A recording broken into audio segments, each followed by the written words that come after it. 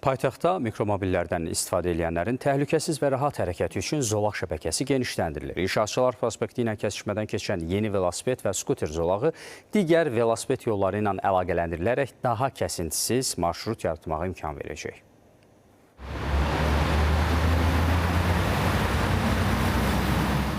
Son dövrlər qısa məsafə üçün avtomobil əvəzinə skuter və velosipedlərə üstünlük verilir. Buna görə də paytaxtın bir sıra küçələrində mikromobillik zolaqları yaradılır. Onlardan biri də Əbdürrəhim bəy Haqverdiyev küçəsindən Abbasqulu Ağabəkirov küçəsinə qədər olan zolaqdır. Görülən işlər çərçivəsində paytaxtdakı digər velosiped yolları ilə əlaqə yaradılır. Məhz bunun üçün də zolaqlar yeniləri ilə əvəzlənir.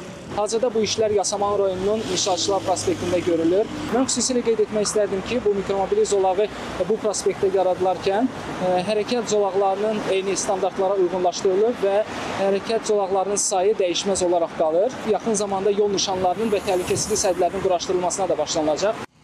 Görülən tədbirlər sakinlər tərəfindən də müsbət qarşılanır.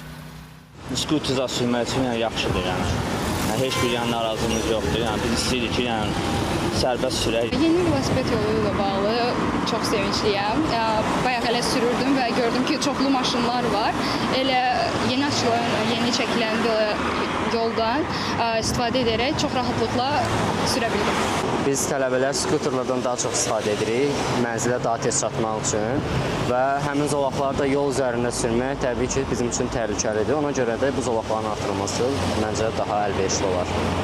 Bundan əvvəl Hüseyn Cavid prospekti və Əbdürrəhim bəy Haqverdiyev küçəsində çəkilən yolda kəsintisiz mikromobillik zolağı digər velosiped yolları ilə əlaqələndirilir. Bununla yanaşı tələb olunan yerlərdə piyada keçidlərin təşkili də nəzərdə tutulur. Lalə Allahverdiyeva, Royal Əsədov, Vüsal Məmmədzadə, ASTV Xəbər.